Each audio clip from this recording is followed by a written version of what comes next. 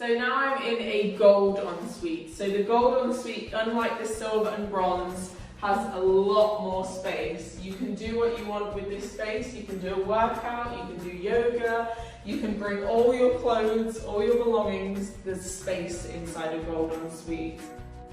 So we also have the storage under bed. We also have storage in the headboard as well, should you want to use it. And then on this side of the room, we have your study area, where you'll be doing all your studying this year. And then all your clothes, shoes, and anything else will be inside this wardrobe. And over in this corner, as it's a gold ensuite, here is your ensuite.